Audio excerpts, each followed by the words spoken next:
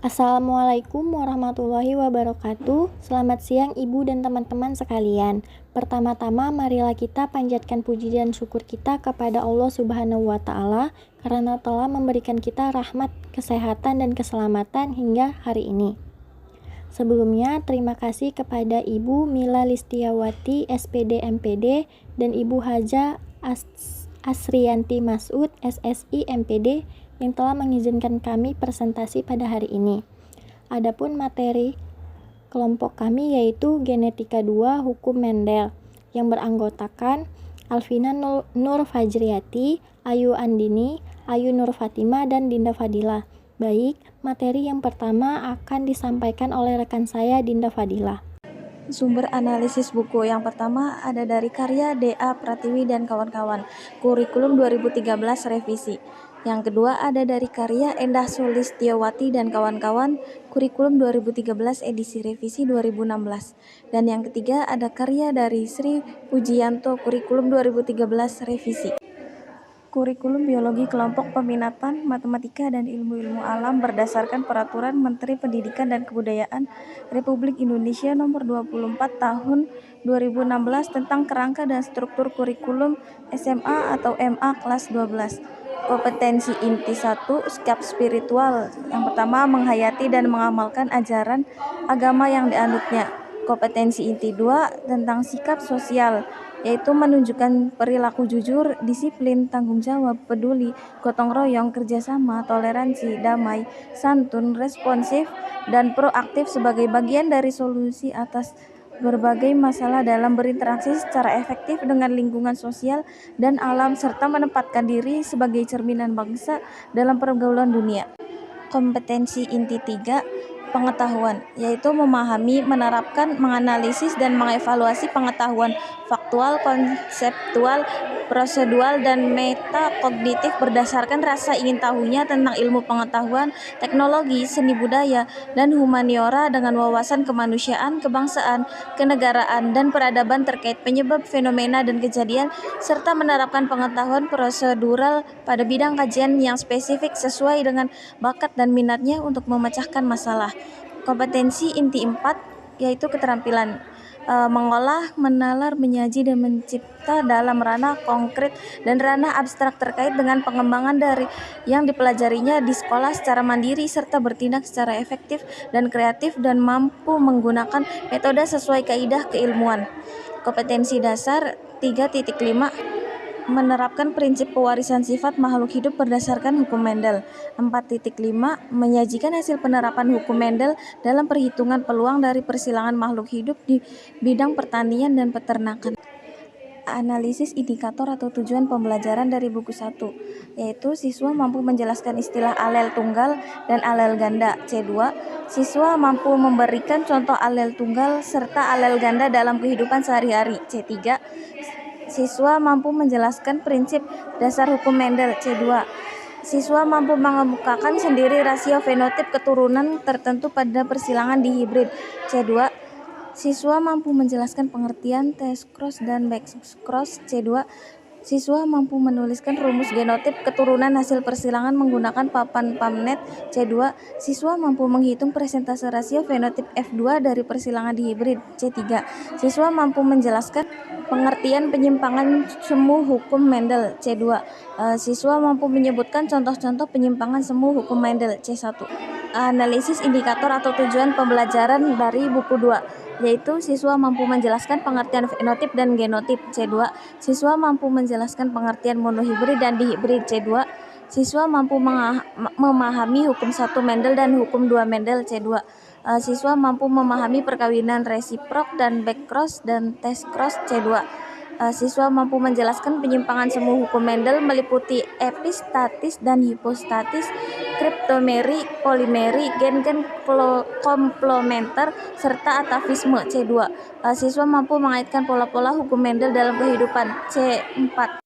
Nama saya Ayu Andini. Selanjutnya, analisis indikator atau tujuan pembelajaran pada buku ketiga.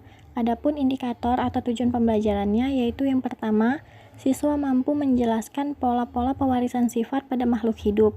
Yang kedua, siswa mampu menerapkan pola-pola pewarisan sifat dalam kehidupan sehari-hari. Yang ketiga, siswa mampu menjelaskan konsep penyimpangan hukum Mendel. Yang keempat, siswa mampu memahami perhitungan hasil persilangan genotip dan fenotip. Dan yang terakhir, siswa mampu menghitung peluang dari peristiwa persilangan dalam bidang peternakan dan pertanian. Pembahasan materi yang pertama, genotip dan fenotip. Genotip adalah sifat tidak tampak yang ditentukan oleh pasangan gen dalam individu. Genotip disimbolkan dengan sebuah huruf yang biasanya merupakan huruf pertama suatu sifat yang dominan. Simbol genotip untuk sifat dominan ditulis dengan huruf besar. Simbol genotip untuk sifat resesif ditulis dengan huruf kecil. Oleh karena individu bersifat diploid, genotip dinyatakan dengan dua huruf. Contoh, R besar merupakan gen penentu warna merah. R dari kata rubra artinya merah sehingga genotip untuk warna merah ditulis RR huruf besar. Sementara itu, R kecil merupakan gen penentu warna putih atau gen resesif akibat dominasi gen R besar. Sifat suatu individu yang genotipnya terdiri atas gen-gen yang sama dari setiap jenis gen, misalnya RR besar, RR kecil, AABB besar, dan AABB kecil, disebut homozigot. Selanjutnya fenotip. Fenotip adalah sifat menurut yang tampak dari luar. Contohnya, buah besar, buah kecil, rasa manis, rasa asam, batang tinggi, dan batang pendek. B. Hukum Mendel 1. Monohibrid. Monohibrid adalah perkawinan dengan satu sifat beda. Mendel melakukan persilangan tanaman ercis berbiji bulat dengan tanaman ercis berbiji keriput. Semua keturunan F1-nya berupa tanaman ercis berbiji bulat. Selanjutnya, F1 disilangkan dengan sesamanya dan menghasilkan keturunan F2. Perbandingan fenotip F2 sama dengan 3 berbiji bulat banding 1 berbiji keriput. Berdasarkan percobaan tersebut, Mendel menyimpulkan bahwa pada pembentukan gamet, pasangan-pasangan gen sealel saling berpisah. Pemisahan gen ini terjadi selama proses meiosis berlangsung. Jadi, di dalam setiap gamet hanya terdapat satu kromosom. Mendel juga menyimpulkan jika dominasi nampak sepenuhnya, maka perbandingan monohibrid antar dua individu yang bersifat heterozigot menghasilkan keturunan dengan persilangan fenotip 3:1. Bismillahirrahmanirrahim. Saya Alvina Nur Fajriyati. Di sini saya akan melanjutkan materi mengenai hukum Mendel kedua. Yang pertama yakni definisi persilangan dihibrid. Persilangan dihibrid adalah persilangan dengan dua sifat beda. Berdasarkan penelitian Mendel tentang persilangan dihibrid, diperoleh kesimpulan bahwa setiap gen dapat berpasangan secara bebas dengan gen lain. Nah, kesimpulan tersebut dikenal dengan hukum kedua Mendel atau hukum asortasi atau hukum berpasangan secara bebas. Lalu yang kedua ada persilangan dihibrid. Mendel menggunakan dua sifat beda pada tanaman ercis, yaitu dari segi bentuk dan juga warna biji. Mendel menyilangkan tanaman ercis berbiji bulat kuning dengan tanaman ercis berbiji keriput hijau. Akhirnya, semua keturunan F1-nya berbiji bulat kuning. Lalu setelah F1 disilangkan dengan samanya, diperoleh perbandingan fenotip atau F2-nya yakni 9:3:3:1. Untuk melihat bagaimana proses persilangan hibrid ini terjadi, berikut ini kami tampilkan skema persilangan hibrid, di mana P1 yakni biji kacang ercis bulat kuning disilangkan dengan biji kacang ercis keriput hijau, atau genotip B besar B besar K besar K besar disilangkan dengan genotip B kecil B kecil K kecil K kecil, yang menghasilkan F1 atau keturunan pertama dengan genotip B besar B kecil K besar K kecil. F1 ini kemudian disilangkan kembali dengan sesamanya dan menghasilkan keturunan kedua atau F2 yang tampak pada tabel. Nah, di mana bulat kuning ini semuanya berjumlah 9, keriput kuning semuanya berjumlah 3, bulat hijau berjumlah 3, dan keriput hijau berjumlah 1. Sehingga didapatkan perbandingan genotip dan fenotip F2-nya berupa 9:3:3:1. Lalu selanjutnya yakni materi mengenai penyimpangan semu hukum Mendel. Yang pertama ada atipisme atau interaksi gen, yang merupakan interaksi beberapa gen yang mengakibatkan menghilangnya suatu sifat keturunan dan memunculkan suatu sifat keturunan yang berbeda dengan induknya, tetapi sifat induk muncul kembali pada generasi selanjutnya. Yang kedua ada kriptomeri, di mana Kriptomeri ini merupakan peristiwa tertutupnya ekspresi gen dominan apabila berdiri sendiri. Ekspresi gen ini akan terlihat jika terdapat secara bersamaan dengan gen dominan lain. Kriptomeri dipandang juga sebagai epistasis resesif. Yang ketiga ada epistasi dan hipostasi, di mana epistasi ini merupakan sebuah atau sepasang gen yang menutupi ekspresi gen yang lain yang tidak sealel. Sedangkan gen yang dikalahkan tersebut dinamakan gen hipostasis. Lalu yang keempat ada polimeri yang merupakan penampakan bentuk interaksi gen yang bersifat kumulatif atau saling menambahkan.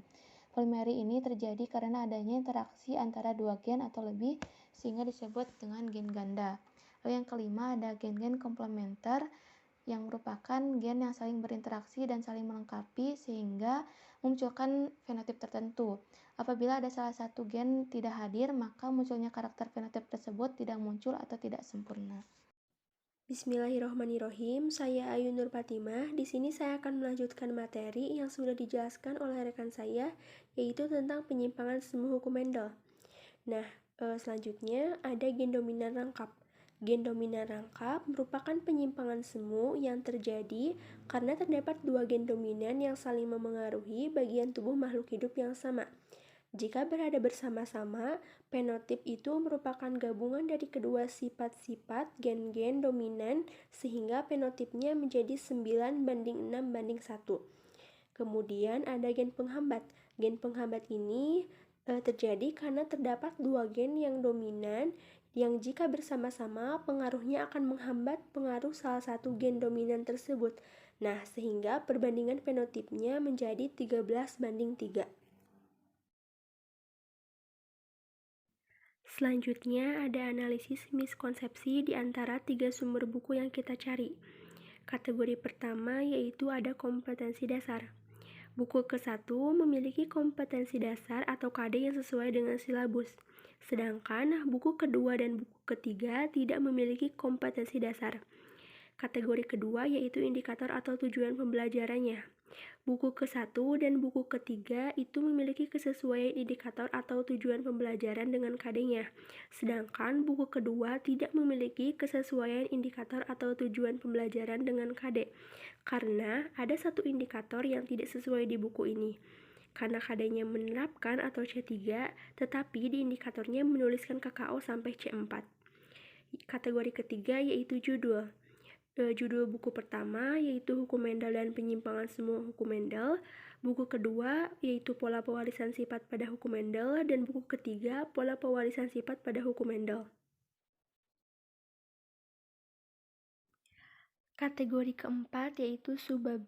Di buku pertama terdapat 5 subbab, diantaranya yaitu ada teori hukum pewarisan sifat menurut Mendel, alel ganda, dan penyimpangan semu hukum Mendel.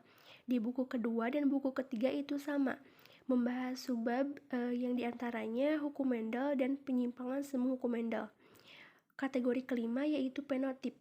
Di buku 1, penotip itu diartikan sebagai sifat yang tampak dari luar atau yang dapat kita amati dengan panca indera. Di buku kedua, penotip diartikan sebagai sifat organisme seperti yang dikodekan oleh genotipnya.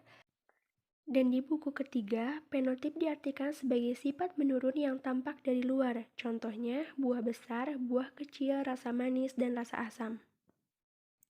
Kategori keenam yaitu penyimpangan semu hukum Mendel.